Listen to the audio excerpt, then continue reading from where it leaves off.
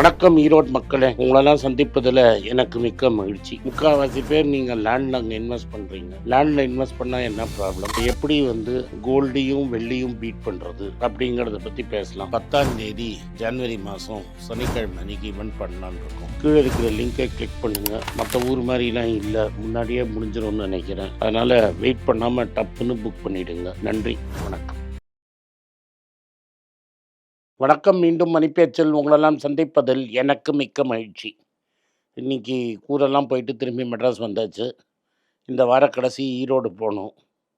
இதில் இன்றைக்கி பல நற்செய்திகள் இருக்குது. நம்மளுக்கு தங்கம் பயங்கரமாக எகிரி எங்கேயோ போயிடுச்சு. 12,280 ரூபா ப்ளஸ் 80 ருபீஸ். அது 22 கேரட்டு, 24 கேரட்டு 13,833. வெள்ளியும் ஏறி இருக்குது, டாலரும் ஏறி இருக்குது 90.25 நான் கடைசியாக பார்க்கறச்சு. ஸோ இன்றைக்கி ஏன் அப்படிங்கிறத பார்ப்போம். அதுக்கு முன்னாடி நிஃப்டி 116 பாயிண்ட் கில்லி, பேங்க் நிஃப்டி 250 பாயிண்ட் கில்லி. நம்ம கியூபிட் வானான்னு சொன்னோம், ஏன்னா ப்ரமோட்டர் ப்ராப்ளம் அப்படின்னு சொன்னோம்.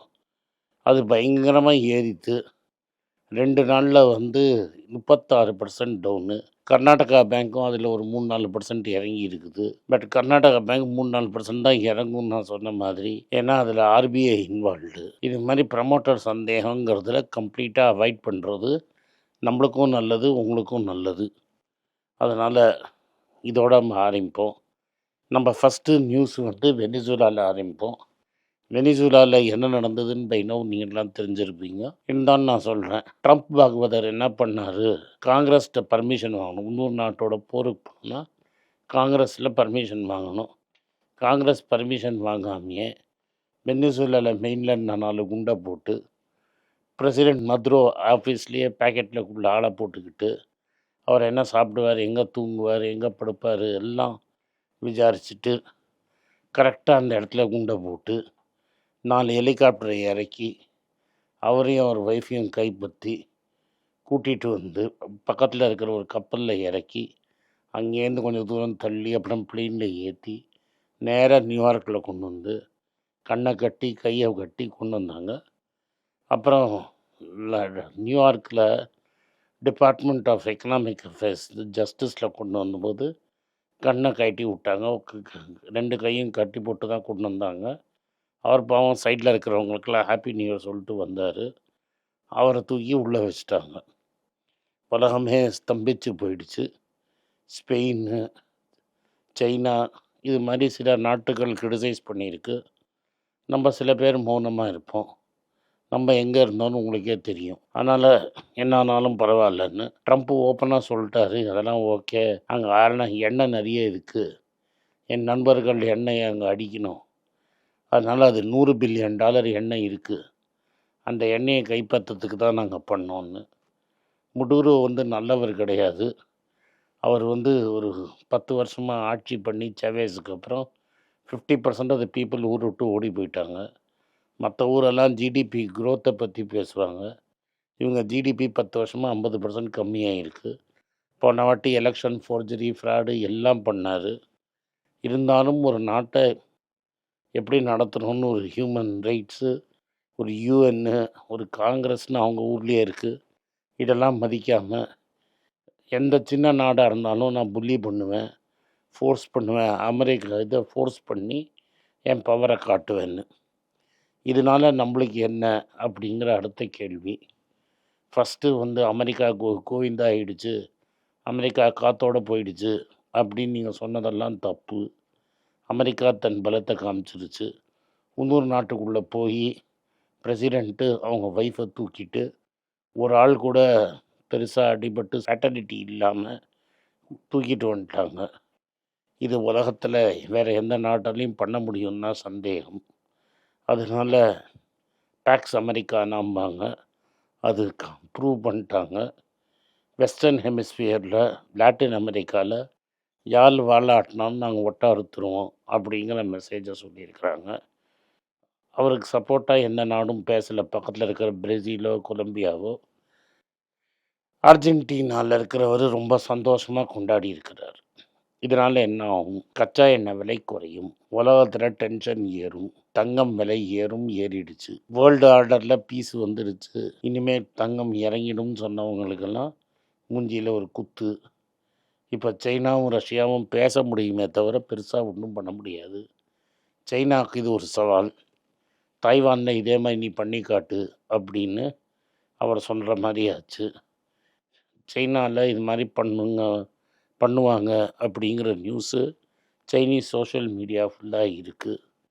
இதனால் என்ன தெரியுதுன்னா, ரஷ்யாவும் சைனாவும் இப்போதைக்கு தங்கத்தை விற்க மாட்டாங்க. தங்கம் டிமாண்ட் ஏறும். டாலர் தான் ரிசர்வ் கரன்சியாக இருக்கும். இது பக்காவாக உங்களுக்கு எவிடன்ஸோடு கிடச்சிருச்சு. ரூபா பொத்துன்னு நீ விழுந்துருச்சு. 90, 25, 91 தாண்டிடும். திரும்பி ஆர்பிஐ கம்ப்யூட்டர் ஆள் தூங்கிட்டு இருந்தாருன்னா 91 கீழே போயிடும் அப்படின்னு தெளிவாக சொல்கிறாங்க. இன்றைக்கி அதே மாதிரி நடந்தது. மார்க்கெட்டு முதல்ல கொஞ்சம் நெகட்டிவாக ஓப்பன் ஆச்சு. இல்லை, ஃபஸ்ட்டு நெகட்டிவாக ஓப்பன் ஆச்சு, அப்புறம் பாசிட்டிவாக போச்சு. 11:30 மணி வரைக்கும் 30 பாயிண்ட் ப்ளஸில் இருந்தது. அப்புறம் தொப்புன்னு போட்டாங்க. 2 நாள் ஜான்வரி நடந்த ட்ரேடிங்கில் 5800 கோடி எஃப்ஐஐ விற்றுருக்காங்க. இன்றைக்கும் விற்பாங்க. நான் சொன்ன மாதிரி ஆக்ஷன் ஸ்டார்ட்ஸ் டுடே. இன்றைக்கும் நிறைய விற்றுருக்காங்க. எஃப்ஐஐ விற்றுக்கிட்டே இருக்காங்கங்கிறது ஃபஸ்ட்டு செய்தி. இப்போது அதை தவிர 2 செய்தி நம்ம பார்ப்போம். ப்ரமோட்டர்ஸு, ஆஹா இந்த விலை கிடைக்குதே, எங்களால் நம்பவே முடியல எங்கள் கம்பெனிக்கு இவ்வளோ வேல்யூ இருக்குதுன்னு அப்படின்னு சொல்லி 1,38,000 கோடிக்கு விற்றுருக்காங்க. முன்னெல்லாம் ஸ்டாக்கு கொஞ்சம் கீழே இறங்கினா ப்ரமோட்டர் வாங்குவாங்க. 3 வருஷம் லோவில் ப்ரமோட்டர் வாங்காமல் இருக்கிறாங்க. அதனால் ப்ரமோட்டர் எக்ஸிட் ஆகிறாங்க. உள்ளே போகிறது நீங்களும் உங்கள் மியூச்சுவல் ஃபண்ட்ஸுங்கிறத நீங்கள் பக்காவாக புரிஞ்சுக்கணும். இன்றைக்கி டிமார்ட்டு 52 வீக் லோவை டச் பண்ணிட்டு, ஏன்னா பெருசாக ஏறலை. டிமார்ட்டோட ரெவென்யூ 13% ஏறினதுக்கு 442 ஸ்டோர் வரைக்கும் எக்ஸ்பேண்ட் பண்ணதுக்கு காரணம் சேம் ஸ்டோர் சேல்ஸு பெருசாக ஏறலை. இன்னும் அது பல மடங்கு ஏர்னிங்ஸில் இருக்குது. ரியலிஸ்டிக் நம்பரில் இல்லை. அதை கம்ப்ளீட்டாக அவாய்ட் பண்ணுறது பெட்டர். ஐபிஓ போடுறதுனால என்ன ஆகுதுன்னா, முன்னாடியே பணம் போட்ட பிஇ ஃபண்டு அவன்லாம் பணத்தை வெளில எடுத்துகிட்டு போகிறான். அதனால் ஐபிஓவில் கார்மெண்ட் பேங்க்கு, ப்ரைவேட் செக்டர் பேங்க்கு, ஆர்பிஐயோட நல்லாசைகளில் 25 லட்ச ரூபா லிமிட்டு கொடுத்து ஆடுறதுல பணம் இந்தியா விட்டு ஃபாஸ்ட்டாக போயிட்டே இருக்குது. இது ஐபிஓ வர வர ரூபா மேலே ப்ரெஷர் ஏறிக்கிட்டே போகும். ஜொமேட்டோ என்ன சொல்கிறாங்கன்னா, அதான் எட்டர்னல்ங்கிற கம்பெனி, நாங்கள் இப்படி தான் ஏன் நடத்துவோம், ஸ்ட்ரைக்கெல்லாம் ஒன்றா பண்ணிக்கங்கன்னு. ஏன்னா உங்களுக்கு தெரியும், ஸ்விக்கியும் ஜொமேட்டோவும் நியூ இயர் பக்கத்தில் அந்த கிக் ஒர்க்கர்ஸ்லாம் ஸ்ட்ரைக் பண்ணாங்க. எங்களுக்கு சம்பளம் பொத்தலை, எங்களுக்கு ஜாஸ்தி சம்பளம் கொடுங்கன்னு பார்த்தினாங்க. ஜொமேட்டோ என்ன சொல்கிறார் தீபேந்தர் கோயல், நான் ஒன்றும் ப்ராஃபிட்டெல்லாம் கமிட் பண்ணல இன்வெஸ்டருக்கு. அதே மாதிரி கிக் ஒர்க்கருங்கிறது பார்ட் டைம் ஜாபு. நான் யாரையும் ஃபோர்ஸ் பண்ணி வேலை செய்யின்னு சொல்லலை. உனக்கு இஷ்டம் இல்லைன்னா நீங்கள் வேலை செய்ய வேண்டாம். நாங்கள் ரெகுலராக 5000 பேரை சச்சக்னு பண்ணுவோம். எவ்ரி மந்த் 5000 பேரை காலி பண்ணுவோம். 5000 போனால் 5000 வருவாங்கன்னு. இப்போ அவன் பக்கோடா போடுறதுக்கு கூட இது பெட்டர் பிஸ்னஸ்ன்னு நம்ம நினச்சிக்கணும். இது மாதிரி ஜாப்லெஸ்னஸ் இருக்குங்கிறது உங்களுக்கு தெரியணும். ஐடிலையும் யாரும் இனிமேல் ஆள் எடுக்க மாட்டாங்க. இதனால் இது கேர்ஃபுல்லாக இருக்கணும். இது ஜொமேட்டோ செய்தி. ஜொமேட்டோ என்ன சொல்கிறாரு, நாங்கள் இன்வெஸ்டர்கிட்ட நீங்கள் பணம் ரைஸ் பண்ணிகிட்டே இருக்கீங்கன்னு சொன்னால் நான் அப்படி தான் ரைஸ் பண்ணுவேங்கிற மாதிரி பதில் சொல்லியிருக்காரு எடக்கு முடக்க. ஸோ ஓவராலாக ஜொமேட்டோ ரொம்ப நாள் பெருசாக இருக்காது. எக்ஸிட் ஆகிற சமயத்தில் எக்ஸிட் ஆங்க. ஒரு புரோக்கர் ஒரு கிளைண்ட்டு மேலே கேஸ் போட்டார். கம்ப்யூட்டர் கிளிச்சுனால அவர் 1.25 கோடி ரூபா ப்ராஃபிட் பண்ணிட்டாரு, அந்த பணத்தை அவர் சாப்பிட்டாரு, திரும்பி தரணும் அப்படின்னு கேஸ் போட்டாங்க. பாம்பே ஹைகோர்ட் என்ன தீர்ப்பு சொல்லிடுச்சுன்னா, கிளிச்சுன்னு உங்கள் காரணத்தினால தான் கிளிச்சு, ஆனால் நீங்கள் பே அவுட்டு நீங்கள் தான் கொடுத்தீங்க, அதனால் காசை திரும்பி கொடுக்கணும்னு அவசியம் கிடையாது. இதே மாதிரி ஒரு லாஸ் ஆகி கிளிச்சுனால லாஸ் ஆச்சுன்னா நீங்கள் காசை திரும்பி கொடுப்பீங்களா? கொடுக்க மாட்டீங்க. அதனால் கிளைண்ட்டுக்கு தான் காசுன்னு சொல்லிட்டாங்க. அதுதான் ஃபஸ்ட்டு செய்தி. அதுக்கப்புறமா ஆர்பிஐ என்ன சொல்கிறாங்க, இன்ஃப்ளேஷன் டார்கெட்டிங் ஃப்ரேம் ஒர்க்கில் ஃப்ளெக்சிபிளாக இருப்பாங்கன்னு. டிசம்பர் மாதத்தில் போனால் போகுதுன்னு 1.66 தான் ஏறி இருக்கு இன்ஃப்ளேஷன்னு ஒத்துப்பாங்கன்னு ரிப்போர்ட்ஸ்லாம் சொல்லுது. இத்தனை நாள் வரைக்கும் வெறும் 0.75% தான் இன்ஃப்ளேஷன் சொல்லின்னு இருந்தாங்க. இப்போ 1.66ன்னு சொல்கிற மாதிரி போகும். மேபி ரேட் கட் வராமல் இருக்கலாம் அப்படின்னு நம்ம நம்பலாம். ஐடிசியில் ஒரு நியூஸ் வந்திருக்கு. ஐடிசி என்ன சொல்கிறாங்கன்னா, எங்களோட food delivery business 100% every year grow ஆகுது. நாங்கள் 65 க்ளவுட் கிச்சனுக்கு மேலே திறந்துட்டோம் இந்தியாவில். மெட்ராஸ்லேயும் திறந்துருக்குறாங்க. இதில் வந்து நாங்கள் விதவிதமாக செக்மெண்ட் பண்ணியிருக்கோம். பேன் ஏஷியன்னு, ப்ரீமியம் சவுத் நார்த் இந்தியன்னு, இது மாதிரி பல செக்மெண்ட்டில் கொடுக்குறோம். ஸ்விக்கி ஜொமேட்டோவோட டைப் பண்ணியிருக்கோம். ஆல்டர்னேட் காம்ப்ளிமெண்ட்ரி சேனல்ஸும் பார்க்குறோம். 18 to 20% க்ரோத்தில் வரும் நாங்கள் லாங் டேர்மில் எதிர்பார்க்குறோம். இப்போதைக்கு வருஷத்துக்கு வருஷம் டபுள் ஆகிட்டுருக்கு பிஸ்னஸ்ஸு. இது ஃபாஸ்ட் மூவிங் பிஸ்னஸ் அப்படின்னு தெளிவாக அவர் சொல்லியிருக்கிறாரு. இது ஃபஸ்ட்டு. காப்பர் விலை பயங்கரமாக ஏறி இருக்குது. அதனால் இந்த காப்பர் யூஸ் பண்ணுற எல்லா அப்ளையன்சஸும் 5 to 8% விலைவாசி ஏற்ற போகிறாங்க. ஏசி, ஃப்ரிட்ஜு இதெல்லாம் ஏறும்னு சொல்கிறாங்க. ஆனால் இந்தியாவில் விலைவாசியே ஏறலை. அது வேறு விஷயம். ஆனால் இந்த விலைவாசி ஏறணுன்னா மெட்ராஸ் ஹைகோர்ட்டில் க்ரீன் காப்பர் நாங்கள் பண்ணுறதுக்கு ரெடியாக இருக்கோம், நீங்கள் என்ன கண்டிஷன் போட்டாலும் நாங்கள் ஓகே அப்படின்னு வேதாந்தா போய் சொல்லியிருக்காங்க. எங்களுக்கு முன்னாடி சொல்லாதீங்க, நீங்கள் கொண்டு போய் கோர்ட்டில் தமிழ்நாடு கவர்மெண்ட்டை அப்ளை பண்ணுங்கள், நீங்கள் என்ன அப்ளை பண்ணி பர்மிஷன் போடுங்க, அதை பார்த்துட்டு நம்ம டிசைட் பண்ணிக்கலான்னு கோர்ட்டு சொல்லிடுச்சு. ஏர் இண்டியாவில் கேம்பல் வில்சனுக்கு டாட்டா சொல்லிடுவாங்கன்னு ஒரு ரிப்போர்ட் சொல்லுது டாட்டா. அதனால் இன்டர்நேஷ்னல் ஏவியேஷன் எக்ஸ்பர்ட்ஸ்கிட்ட சந்திரசேகர் பேசிகிட்டு இருக்கிறதாகவும், புதுசாக ஒரு ஆளை பிடிச்சிட்டு வர மாதிரியும் பேசிகிட்டு இருக்கிறாங்க. இந்தியா தான் உலகத்திலேயே பெரிய ரைஸ் க்ரோவராக ஆயிடுச்சு அப்படின்னு சொல்கிறாங்க. சைனாவை பீட் பண்ணி இன்னும் நம்ம அரிசி எக்ஸ்ட்ரா க்ரோ பண்ணிட்டோம், இது புது வெரைட்டிஸ்லாம் வச்சு சூப்பராக க்ரோ ஆகிருக்குன்னு. அதனால் இங்கேருந்து எக்ஸ்போர்ட்டும் ஜாஸ்தி ஆகுங்கிறாங்க. 150 மில்லியன் டன்னு ப்ரொடியூஸ் ஆகிருக்கு. அது வந்து ஒரு புது வேர்ல்ட் ரெக்கார்டு அப்படின்னு சொல்லப்படுது. வீடுகள் விற்கலை, அன்சோல்டு ஹவுசஸ் ஏறி இருக்குது. வெறும் ஹையண்ட் ஹவுசஸ் தான் விற்குது நிறைய. ஆனால் சப்ளை நிறைய இருக்குது, வீடு விற்கலை. ஹையண்ட் ஹவுசஸ் மட்டும் விற்குது.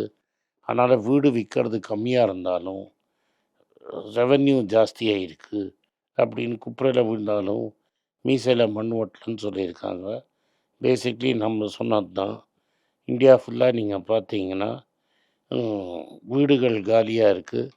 எங்கே இந்தியாவில் பார்த்தாலும் வீடு காலியாக இருக்குங்கிறது கிளியராக தெரியுது.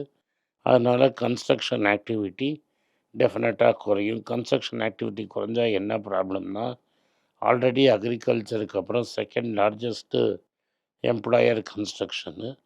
அக்ரிகல்ச்சரும் கன்ஸ்ட்ரக்ஷனும் குறைஞ்சதுன்னா ஸ்விக்கி ஜொமேட்டோவில் இன்னும் நிறைய பேர் வேலை செய்யறதுக்கு வருவாங்கன்னு எதிர்பார்க்கப்படலாம். பஜாஜ் ஆட்டோ என்ன கிளாரிஃபை பண்ணியிருக்கிறாங்கன்னா, லாட்டின் அமெரிக்காவில் நிறைய சேல்ஸ் இருந்தாலும் வெனிசுலாவில் அவங்க சேல்ஸ் வந்து less than 1% of total exports.